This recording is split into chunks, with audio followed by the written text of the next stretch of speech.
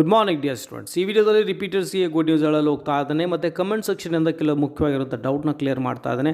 ವಿಡಿಯೋನ ಕಂಪ್ಲೀಟಾಗಿ ವಾಚ್ ಮಾಡಿ ನಿಮ್ಮ ಡೌಟ್ ಸಹ ಇದ್ರೂ ಸಹ ಅಲ್ಲಿ ಕವರ್ ಆಗುತ್ತೆ. ಮತ್ತು ಏನೇ ಡೌಟ್ ಇದ್ರೂ ಕಮೆಂಟ್ ಸೆಕ್ಷನ್ ಹಾಕಿ ನೈಟ್ ಅಥವಾ ಮಾರ್ನಿಂಗ್ ಆ ಒಂದು ಕಮೆಂಟ್ಸ್ನ ತೆಗೆದುಕೊಂಡು ವಿಡಿಯೋ ಮಾಡಿ ಸೊಲ್ಯೂಷನ್ ಕೊಡಲು ಪ್ರಯತ್ನ ಮಾಡ್ತೇನೆ.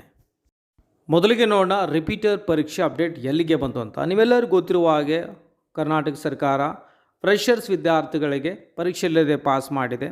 ಅಂದರೆ 11th ಮತ್ತು ಕ್ಲಾಸ್ 10th ಅಲ್ಲಿ ತೆಗೆದುಕೊಂಡಿರೋ ಅಂಕಗಳ ಆಧಾರದ ಮೇಲೆ ಫಲಿತಾಂಶವನ್ನು ಕೊಡಲು ಸಹ ನಿರ್ಧರಿಸಿದೆ. ಆದರೆ ರಿಪೀಟರ್ಸ್ ಮತ್ತು ಪ್ರೈವೇಟ್ ವಿದ್ಯಾರ್ಥಿಗಳಿಗೆ ಅಲ್ಲಿ ಪರೀಕ್ಷೆ ನಡೆಸ್ತೇವೆ ಅಂತ ಹೇಳಿದರು.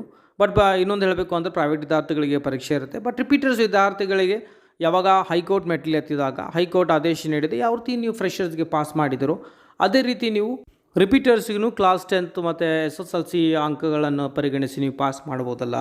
ಈ ಒಂದು ತಾರತಮ್ಯ ಯಾಕೆ ತೋರ್ತಾ ಇದ್ದೀರಾ?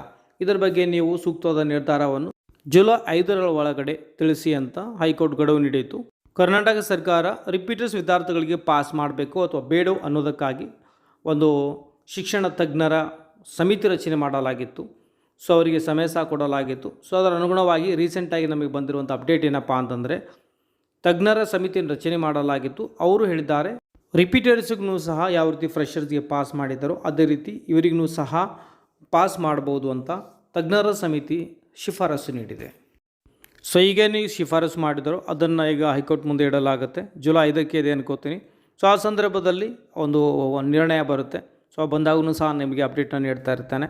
ಬಟ್ ಏನು ತಜ್ಞರ ಸಮಿತಿ ರಚನೆ ಮಾಡಲಾಗಿತ್ತು ಅವರ ನಿರ್ಧಾರ ಏನಪ್ಪ ಅಂತಂದರೆ, ಪುನರಾವರ್ತಿತ ಅಂದರೆ ರಿಪೀಟರ್ಸ್ ವಿದ್ಯಾರ್ಥಿಗಳಿಗೆ ಪರೀಕ್ಷೆಯಲ್ಲಿ ಪಾಸ್ ಮಾಡಿ ಅಂತ ಶಿಫಾರಸು ಮಾಡಿದೆ.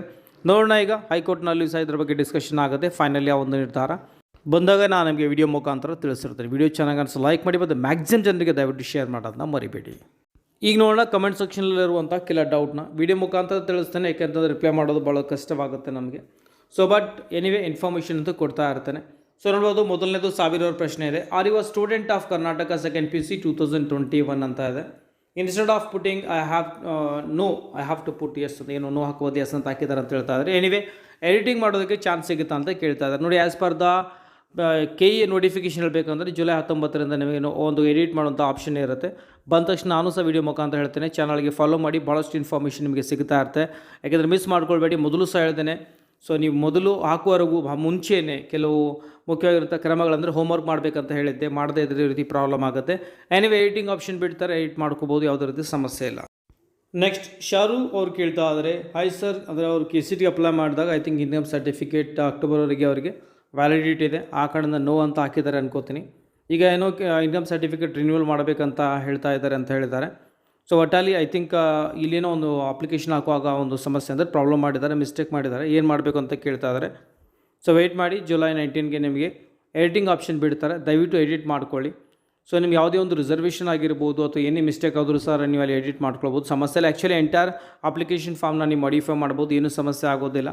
ಓಕೆ, ಸೊ ಜುಲೈ 19ಗೆ ಕಂಪಲ್ಸರಿ ಎಡಿಟ್ ಮಾಡೋದನ್ನು ಮಾತ್ರ ಮರಿಬೇಡಿ. ಸೊ ನೆಕ್ಸ್ಟ್ ಮಹೇಶ್ ಅವ್ರು ಕೇಳ್ತಾ ಇದ್ದಾರೆ, ಸರ್ 371J ಸರ್ಟಿಫಿಕೇಟ್ CETಗೆ ಕಂಪಲ್ಸರಿ ಬೇಕಾ ಅಂತ ಕೇಳ್ತಾ ಇದ್ದಾರೆ. ಸೊ ನೋಡಿ, ಕಂಪಲ್ಸರಿ ಅಂತೇನೇ ಇಲ್ಲ. ಬಟ್ ನೀವು ಬರೆದ್ರೆ ಆಲ್ಮೋಸ್ಟ್ 70+ ಏನಪ್ಪ ಅಂತಂದರೆ ನಿಮಗೆ ಸೀಟ್ಗಳು ರಿಸರ್ವ್ ಇರುತ್ತೆ. ಮತ್ತು ಆಮೇಲೆ ಬೇರೆ ಕರ್ನಾಟಕದಲ್ಲಿ ಇರೋ ಇತರ ಕಾಲೇಜುಗಳಲ್ಲಿ ನಿಮಗೆ 8% ಸೀಟ್ ರಿಸರ್ವ್ ಇರುತ್ತೆ. 371Jನಿಂದ ನಿಮಗೆ ಭಾಳಷ್ಟು ಬೆನಿಫಿಟ್ ಇದೆ. ಅದರಿಂದ ನಿಮಗೆ ಅಂದರೆ ಇವೊಂದು ನಿಮ್ಮ ರ್ಯಾಂಕಿಂಗ್ ಆಗಿದ್ರೂ ಸಹ ಒಳ್ಳೆ ಕಾಲೇಜಿನಲ್ಲಿ ನಿಮಗೆ ಸೀಟ್ ಸಿಗುವಂಥ ಚಾನ್ಸಸ್ ಭಾಳಷ್ಟಿದೆ. ಸೊ ದಯವಿಟ್ಟು ಇದ್ದರೆ ಎಸ್ ಅಂತ ಹಾಕಿ, ಇಲ್ಲಪ್ಪ ಅಂದರೂ ಎಸ್ ಅಂತ ಹಾಕಿ ಬೇಗ ನೀವು ಅಪ್ಲೈ ಮಾಡ್ಬೋದು. 371J ತೆಗೆದುಕೊಳ್ಳಿ. ಅದರಿಂದ ನಿಮಗೆ ಭಾಳಷ್ಟು ಬೆನಿಫಿಟ್ ಇದೆ. ಒಂದು ವೇಳೆ ಹಾಕದೇ ಇದ್ದರೆ ನೀವು ನಾರ್ಮಲ್ HK ರೀಸನ್ ಬಿಟ್ಟು ಈ ನಾನ್ HK ರೀಸನ್ ಇರ್ತಾರೋ ಆ ವಿದ್ಯಾರ್ಥಿಗಳಿಗೊಂದಿಗೆ ಮಾತ್ರ ನೀವು ಅಲ್ಲಿ ಕಾಂಪಿಟೇಷನ್ ಮಾಡಬೇಕಾಗತ್ತೆ. ಹ್ಯೂಜ್ ಕಾಂಪಿಟೇಷನ್ ಇರುತ್ತೆ. ಸೊ ರಿಕ್ವೆಸ್ಟ್ ಮಾಡ್ತಾ ಇದ್ದೀನಿ, 371J ಎಸ್ ಅಂತ ಹಾಕಿ. ಭಾಳಷ್ಟು ಬೆನಿಫಿಟ್ ಆಗುತ್ತೆ. ಒಳ್ಳೆಯ ಒಂದು ಬೆಸ್ಟ್ ಕಾಲೇಜಿನಲ್ಲೂ ಸಹ ನಿಮಗೆ ಸಿಗುವಂಥ ಚಾನ್ಸಸ್ ಭಾಳಷ್ಟು ಇರುತ್ತೆ. ಇವೊಂದು ನಿಮ್ಮ ರ್ಯಾಂಕಿಂಗ್ ಹೈ ಇದ್ದರೂ ಸಹ ಸಿಗುವಂಥ ಚಾನ್ಸಸ್ ನಿಮಗೆ ಜಾಸ್ತಿ ಇರುತ್ತೆ. ಅದಕ್ಕೆ ರೆಕಮೆಂಡ್ ಮಾಡ್ತಾ ಇದ್ದೀನಿ. ದಯವಿಟ್ಟು 371J ನೀವು ಬಿಲಾಂಗ್ ಆದರೆ, HK ರೀಸನ್ಗೆ ಬಿಲಾಂಗ್ ಆದರೆ ಎಸ್ ಅಂತ ಹಾಕಿ. ನಿಮ್ಮ ಹತ್ರ ಸರ್ಟಿಫಿಕೇಟ್ ಇಲ್ಲ ಅಂದರೂ ಎಸ್ ಅಂತ ಹಾಕಿ. ಬಟ್ ಸರ್ಟಿಫಿಕೇಟ್ಗೆ ಅಪ್ಲೈ ಮಾಡಿ, ನಂತರ ಬೇಕಾದರೆ ನೀವು ಡಾಕ್ಯುಮೆಂಟ್ ವೆರಿಫಿಕೇಷನ್ ಸಂದರ್ಭದಲ್ಲಿ ಅದನ್ನು ತೋರಿಸ್ಬೋದು. ನೆಕ್ಸ್ಟ್ ಡೌಟ್ ಇಲ್ಲಿ ಸಹಿತ ಅವ್ರದ್ದಿದೆ. ಸೆಕೆಂಡ್ PUCನಲ್ಲಿ PCMS ಸಬ್ಜೆಕ್ಟ್ ಸೆಲೆಕ್ಟ್ ಮಾಡ್ಕೊಂಡಿದ್ದೆ. ಅಂದರೆ ಅವರು ಬಯಾಲಜಿ ಓದಿಲ್ಲ, ಸೊ ಎಸ್ ಓದಿದ್ದಾರೆ, ಸ್ಟ್ಯಾಟಿಸ್ಟಿಕ್ಸ್ ಇರ್ಬೋದು ಅನ್ಕೋತೀನಿ. ನನಗೆ ಈಗ ಇಂಜಿನಿಯರಿಂಗ್ ಮಾಡೋಕ್ಕೆ ಇಂಟ್ರೆಸ್ಟ್ ಇಲ್ಲ. ಹಾಗಾಗಿ ನಾನು BScನಲ್ಲಿ PMS ಮಾಡಬೇಕು ಅಂತ ಅಂದ್ಕೊಂಡಿದ್ದೇನೆ. ನಾನು KCET ಎಕ್ಸಾಮ್ ಬರೆದರೆ ಮಾತ್ರ BSc ಮಾಡ್ಬೋದಾ ಸರ್ ಅಂತ ಕೇಳ್ತಾ ಇದ್ದಾರೆ. KCET ಎಕ್ಸಾಮ್ನ ಬರೀಬಾರ್ದಾ ಪ್ಲೀಸ್ ಹೇಳಿ ಅಂತ ಕೇಳ್ತಾ ಇದ್ದಾರೆ. ಸೊ BSc ಅಂತಂದರೆ ನೀವು ಬೇಸಿಕ್ ಡಿಗ್ರಿ ಮಾಡಬೇಕಂತ ಇದ್ದಿರೋ ಅಥವಾ professionally BSc like agri courses ಮಾಡಬೇಕಂತ ಇದ್ದರೂ ಅದ್ರ ಮೇಲೆ ಡಿಪೆಂಡ್ ಇದೆ. ಒಂದು ವೇಳೆ ನೀವು BScಯಲ್ಲಿ ಕಾಂಬಿನೇಷನ್ ಲೈಕ್ PMS ತೆಗೆದುಕೊಳ್ಬೇಕು ಅಂತಂದರೆ ನೀವು ಹತ್ತಿರ ಇರುವಂಥ ಯಾವುದೊಂದು ಪ್ರೈವೇಟ್ ಕಾಲೇಜುಗಳಿಗೆ ವಿಸಿಟ್ ಮಾಡಿ ನೀವು ಅಲ್ಲಿ ಮಾಡ್ಕೊಳ್ಬೋದು. ಅದಕ್ಕೇನು KCET ಬರೆಯುವಂಥ ಅವಶ್ಯಕತೆ ಇಲ್ಲ.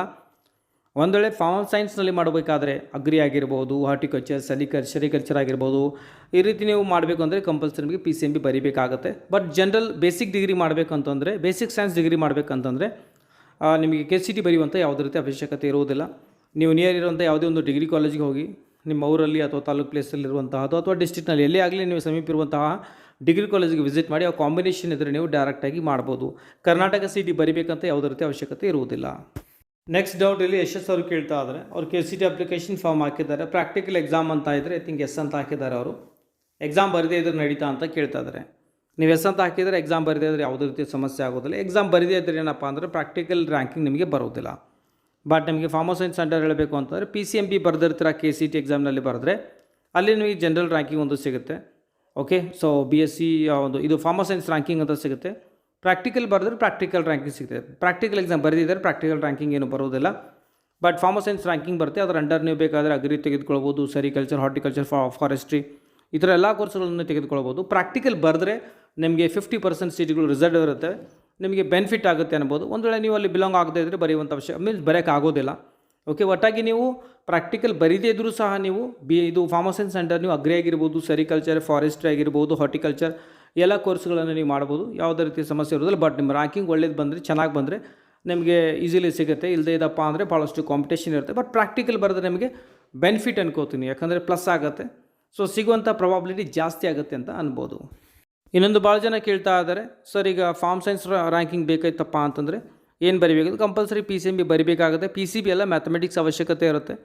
ಈ ಒಂದು ಫಾರ್ಮಲ್ ಸೈನ್ಸ್ ಅಂಡರ್ ಬರುವಂಥ ಅಗ್ರಿ ಆಗಿರ್ಬೋದು, sericulture, forestry, dairy science, okay, ಈ ಥರ ಯಾವುದೇ ಭಾಳಷ್ಟು ಇಲ್ಲಿ ಕೋರ್ಸಸ್ ಒಂದು ಗ್ರೂಪ್ ಇರುತ್ತೆ ಇದರಲ್ಲಿ.